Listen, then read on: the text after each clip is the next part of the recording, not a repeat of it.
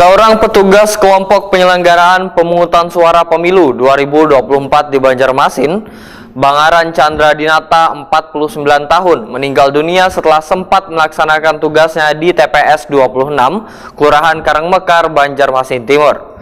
Ketua Komisi Pemilihan Umum Banjarmasin pun membenarkan adanya salah seorang anggota KPPS meninggal dunia, namun almarhum kada meninggal dunia wayah sedang bertugas di TPS. Seorang petugas kelompok penyelenggara pemungutan suara pemilu 2024 di Banjarmasin, Bangaran Chandra Dinata, 49 tahun, meninggal dunia setelah sempat melaksanakan tugasnya di TPS 26 Kelurahan Karangmekar, Banjarmasin Timur.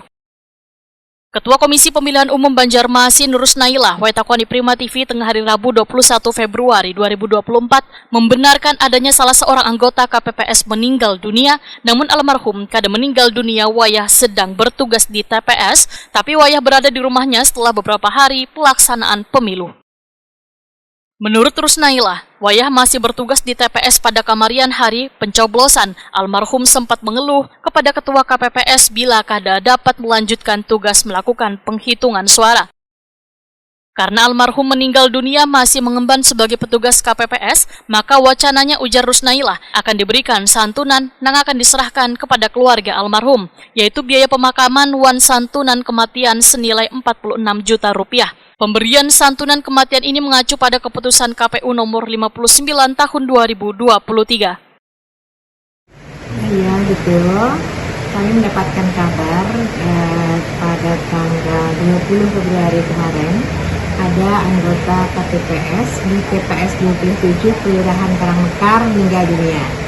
Nah, setelah kami melayat dan bertemu dengan keluarga, nah, ternyata beliau di tanggal 14 Februari saat pencoblosan itu di sore hari itu melaporkan ke Pak RT ya bahwa beliau sudah tidak bisa meneruskan pekerjaannya karena merasa kelelahan sehingga beliau beristirahat. Nah, kemudian pada hari Minggu tanggal 18 beliau bangun tidur terpleset gitu ya. Nggak tahu karena memang kondisinya yang lemah atau apa penyebab terplesetnya kita nggak tahu. Yang pasti kepala beliau terbentur pintu dan terjadi pendarahan, dibawa ke rumah sakit, akhirnya meninggal di tanggal 20 Februari. Nah, untuk kami KPU Kota Banjarmasin itu akan sesegeranya ya memberikan santunan setelah kami melaporkan ke KPU RI dan kami sudah menghubungi anggota keluarga yang bersangkutan.